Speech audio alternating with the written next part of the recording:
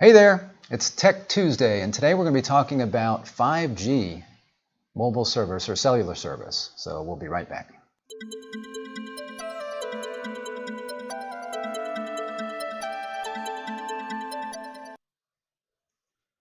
So thanks for joining me for Tech Tuesday. This is Rick Yuzzi from Zquorum, and again, today we're going to be talking about 5G service. Last week, I talked about 1G to 4G, G being generations, and we talked about the very first mobile cellular service, how it started, from being in the trunks of cars and a car phone to these big, huge bricks that you had to carry around.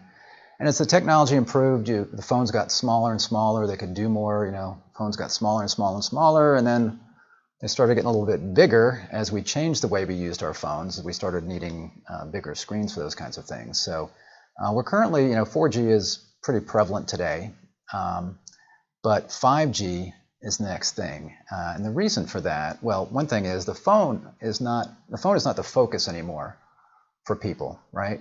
So think about the last time you picked up your phone and actually used the phone. You more than likely used it to check your social media or send a text or watch a video or something like that. So the way we use our phone is different. But mobile service is pretty good now, right? So why 5G? What is driving us to 5G? Well, we feel the need for speed. I was going to wear these the whole time, but I don't think that would work. So 5G, again, the way that we're using our phones is different. So all of the things that we're doing on our phones, just think about streaming, for example. You might be streaming a movie on your phone, or you might be streaming yourself. So it could be like I'm doing right now. I'm streaming, not on my phone, but I could be streaming from a phone right now and have other people watching that stream. And then think about all of the other devices that are going to be connecting to the internet. Especially as we get the Internet of Things, you're going to have lots of devices everywhere that are going to need connections. So we needed this new mobile network in order to be able to keep up with that. Just like we needed to go from 3G to 4G, now we need to go to 5G. So 5G is going to provide us with a lot more data, the ability to transfer a lot more data, the ability to do it a lot faster, and also much lower latency, which means the delay between communication between the radio and your device and back again. So you'll have much lower latency with 5G, especially in certain wavelengths, which we'll talk about. So how fast is 5G? Well, they say it's about 10 to 20 times faster than 4G, which means, depending on the kind of 4G you have today, and let's say theoretical kind of limits of 5G, you might be looking at 10 gigabits per second. So that's pretty fast compared to what we have on 4G today. So how is that possible? Well, 5G really is the next generation, the next G of cellular service or mobile service. And it could be fixed service as well. And that's because it uses totally different technology, different antennas, different devices, different frequencies that these antennas are speaking on. And to give you an example, what is it that makes 5G so fast? Why is it so different? Well, it's really the biggest difference that makes it so fast is the frequencies that it's on. So if you think about radio spectrum or radio frequencies, those are broken into bands. So think about a radio dial. You think back to AM radio, right? You had AM radio that was in the 535 to 1605 kilohertz range. So if you looked at your radio dial, you were looking at a 53 to about a 160 or 170 on the radio dial, and then you'd tune your radio along that spectrum, try to find just the right spot on those radios where you were getting a good clean signal, and that's what you got. But AM radio, unfortunately, was very prone to electromagnetic interference, so a lot of static from interference. Obviously, if you had a lightning storm, you could hear that. You could tell when a storm was coming by having your AM radio on. And then also driving under power lines, or maybe in the house, somebody turned on a vacuum cleaner, and that would interfere with the signal. So that wasn't great about AM radio. Then we had FM radio come around. FM radio was in the 88 to 108 megahertz range, still there, obviously, as well as AM, if you ever listen to the radio. So on your dial, you'd see 88 to 108, and then you'd tune again in somewhere, probably in the 90s for some of your favorite stations on FM. And it was much cleaner. Now, just fun fact. So FM radio is inside the VHF spectrum for TV. So on the VHF spectrum, you had channels 2 through 6 That was low VHF, and then you have FM kind of sandwiched in between channels 6 and 7, and then you've got channels 7 to 13 on your TV channel. So FM, very, very clean, not prone to interference. In fact, in the words of one of my favorite bands, no static at all. In the song FM from Steely Dan, also the movie of the same name from that soundtrack, one of my favorite bands. And if you listen to Sirius XM, you'll find out that they're one of their favorite bands as well, because they play Steely Dan a lot, which is awesome. I love that. Now, that would be satellite radio, which I think is 2.3 gigahertz. So I digress. So let's get back to 4G and 5G. So if you're looking at 4G on the spectrum, you're looking at 700 megahertz to about 2.6 gigahertz. And then 5G, 30 gigahertz to 300 gigahertz. So obviously 5G, that particular spectrum is very, very fast. And that's because it uses what's called millimeter waves. That's the really high-speed 5G service that people are talking about. It uses millimeter waves, and that's also known as the extremely high-frequency band, so EHF band. So these millimeter waves allow for a lot more data to travel. It can carry a lot more data, and it's very low latency, which is important for some of these applications that are going to be out there. If you think about autonomous vehicles, self-driving vehicles, they need to communicate back and forth between the vehicle and the radio very, very quickly in order to be able to make changes like turns and whatever else, which is really kind of scary if you think about it. I mean, I don't know if I want to be seeing a lot of self-driving vehicles on the road right now with the way internet service goes down and those kinds of things, but that's going to be one of the applications for 5G. Are going to be autonomous vehicles. There's going to be other things that don't require a low latency, such as little monitors, temperature monitors, all kinds of things out there. And one of the things with 5G that you can do in this millimeter range and other ranges is you can do what's called network slicing, which means you can have different applications that would require different amounts of bandwidth and latency, and you can slice up your network so that you can have different kinds of services that you're offering over 5G. So that's kind of cool about that. So again, a lot more data, a lot lower latency, but one of the issues is, while you can have a lot more data, the signal doesn't travel nearly as far as it does with 4G when you're talking about this millimeter range.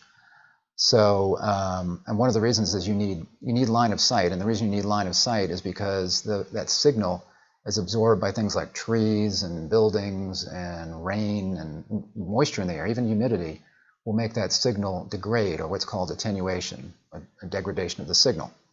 So because of that, you're going to need a whole lot more antennas. So unlike 4G, where you might have a big tower with a 4G antenna on the top, in this case you're going to have lots of little antennas that are located places.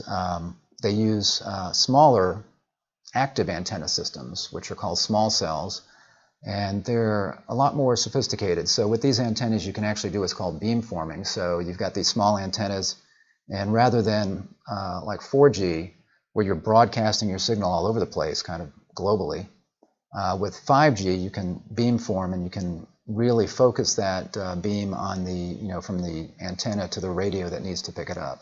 So that's one of the nice things about 5G. The other thing, again, these small systems, cell systems, you're going to need lots of antennas, but those antennas can be placed on things like power poles or light posts. So again, you're seeing here the big 4G antenna, but then you've got a 5G antenna right here sitting on a light pole. So what you'll probably wind up seeing in cities are lots of these antennas on things like power poles, light poles. Because of that, you're going to see that 5G is going to be coming out in urban areas first, let's say, before it's going to be hitting rural areas, because of the number of antennas that you're going to be needing. And this is just one of the reasons why I think it's going to be a while before 5G is really prevalent. And when I'm using 5G from the standpoint of this millimeter wave band right now, because of the fact that you need line of sight, you need lots of antennas, and the signals don't go very far. I think it's going to be a while before we see a lot of that widespread 5G service.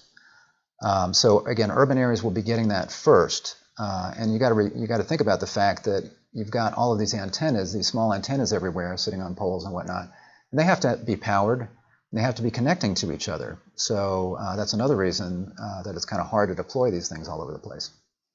Now, this is an opportunity for wireline providers, because one of the things that cable companies and telephone companies are worried about with 5G is that it will displace their broadband service, especially in buildings and homes and those kinds of things.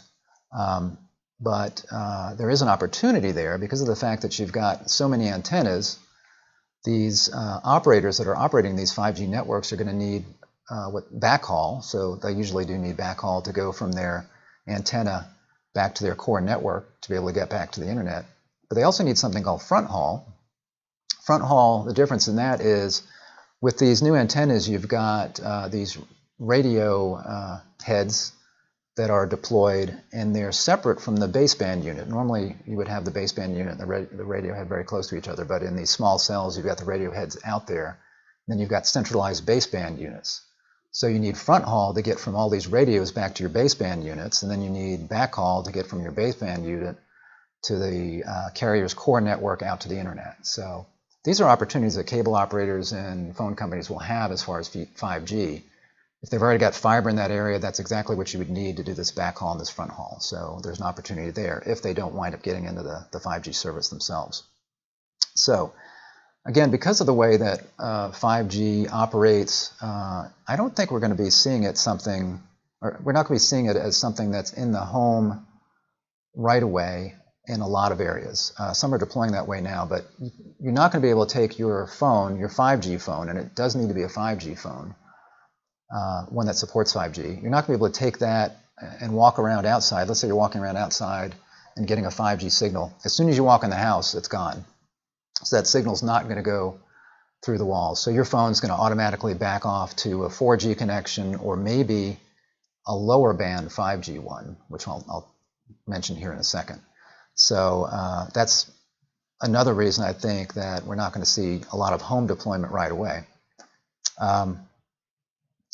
Now, to deploy, let's say, the high band or the really fast 5G in a home, you are going to need some kind of a connection or an antenna on the home. And it may be like you'd see with satellite, where you've got a J-pole fastened to the outside of the home, and then instead, in this case, we've got a satellite dish, but you'll have a 5G antenna there. And in that case, it's going to be very much like a wired connection in that, or satellite connection, where they're going to take that wire from the antenna and they're going to run along the house to the point where it needs to enter the house, and they're going to drill a hole in the house, and they're going to drill in the inside of the house through the drywall, put in a plate, and connect up to a 5G router. So it sounds very much like a wired service. That's the way that some will be doing it. Others, I think the way that Verizon will be doing it will be with a window-mounted kind of antenna. They're doing this already. And then you've got people like, well, let's see, Verizon now, yeah, they're doing it already. They're doing it in Atlanta, Detroit, Indianapolis, and Washington, D.C. They just announced those. There's some other cities that they had, Chicago, Denver, Minneapolis. So they've got like 9 cities, and they're talking about doing 30 cities this year. So they're rolling it out, and they are rolling it out within homes. And again, the way that they're doing it, I believe, is they've got an antenna that sits on the window or near the window, and then that needs to shoot into the home to a 5G router. And then from there, the 5G router is taking it and making it in-home Wi-Fi like you would have from your wired internet today. So again, that's one reason that I think that's what Verizon's doing. But again, this is another reason that I think it's going to take a while to displace broadband in the home. First of all, you've got the density of the antennas that you need to have in a particular area. So you're not going to be seeing this in suburban or rural areas, I don't think, anytime soon, using this millimeter wave technology like Verizon is using. And then also, again, it's just not that, it's not like you're going to be able to just pick up your phone and get 5G in the house or have a 5G laptop or something like that. You're going to need some kind of some antenna on the outside of your home, and then something on the inside of the home to pick up the 5G signal, either wirelessly through a window or through a wire, and then it goes to Wi-Fi throughout the home. So it's not that much different. I think people need a reason to switch, and unless the price is really attractive, they're probably not going to switch right away. And if you have mobile service from your operator, let's say 5G mobile service, they're probably going to charge you additional to have the service inside your home. So it's not like you'll be able to just get your mobile and your home internet at the same cost. It's going to cost you most likely something more than that.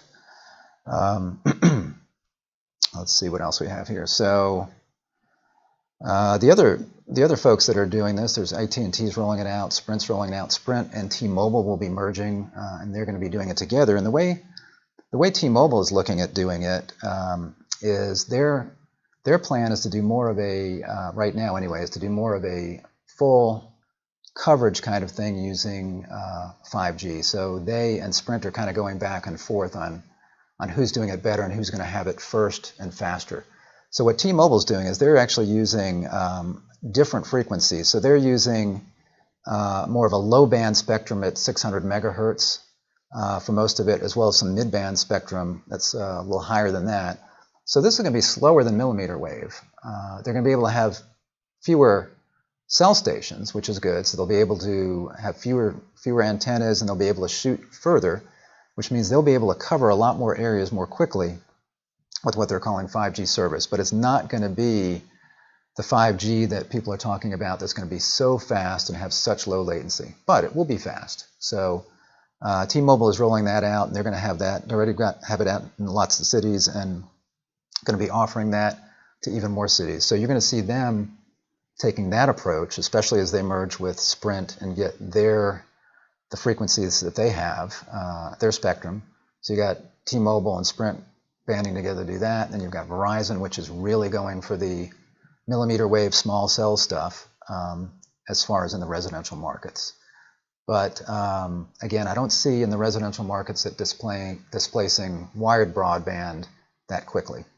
Now, there are people that are, even today with 4G, have dropped their wired broadband connection, or they never got wired broadband. But, and this was according to Pew Research, there were, I think it was 1 in 5, maybe even close to 2 in 5 that were doing that. But that tends to be people that are lower income and a lot of times younger folks. So they didn't, they have their mobile service and maybe they move into an apartment and they don't get wired broadband, or they're just trying to cut back on cost and maybe they cut that wired broadband. But most people are going to want it because you've got the big screen TV. We're getting to 4K TV and lots of data use. And what you're finding is a lot of these folks that are offering 5G are putting caps on it, like 50 gigabits per month. So they're really not, even though they're offering in the house, I don't think they're really serious yet about wanting to replace a wired broadband service where you might be able to have a cap of 300 gigabits per month. So again, I don't think we're going to see that. Now with T-Mobile, again, it's slower than millimeter, so it doesn't lose power as quickly. It doesn't have a lot of the interference, or I should say attenuation issues that you have with the higher spectrums. And it can get through, it can penetrate some walls to get some indoor reception. So again, they will be successful in providing some in-home broadband, but it's not going to be as fast, and because it's not as fast, there's not going to be as much reason to switch to it from what people currently have today if they already have a good wired broadband service. So a lot of it will be dependent upon price. So in summary, I think we're going to be seeing 5G rolling out this year. And we're seeing it from people like T-Mobile and AT&T and Verizon. You're going to see low band and mid band in lots of areas first before you see this millimeter wave kind of band. That's going to be focused around urban centers. Obviously, you've got a higher number of customers there, so it makes more sense. I think you're going to be seeing mobile applications, people just using it on their phone first, and then commercial applications. So commercial is going to be big because of all of, again, lots of different kinds of devices out there that industry needs to be able to connect to the internet. I think 5G is going to be bigger in the commercial market first as far as being more widespread. And again, I don't think we're going to see a big wireline threat as far as broadband anytime soon. But there is an opportunity, again, for your wireline operators for front haul and for back haul. So that's kind of a primer on 5G. You're going to be hearing about it more, I'm sure, in the future. If you would like to subscribe to our channel, please go ahead and click the subscribe button. If you like this video, go ahead and click the thumbs up. And if you do subscribe, go ahead and ring the little bell to get notifications. on when we're live. Next week, I'm going to be here with Peter Olivia. We're going to be talking about TrueVision, which is our diagnostics application for, not for mobile, but for DOCSIS and GPON networks. And we're going to be talking about how TrueVision and the modem screen for GPON modems and for DOCSIS modems, how that can help call centers more easily troubleshoot issues and more quickly troubleshoot issues. So we're going to be taking a look at TrueVision. Next week I'll be here with Peter Olivia. So I hope you can join us next Tuesday at 3 o'clock for Tech Tuesday, and we'll see you then.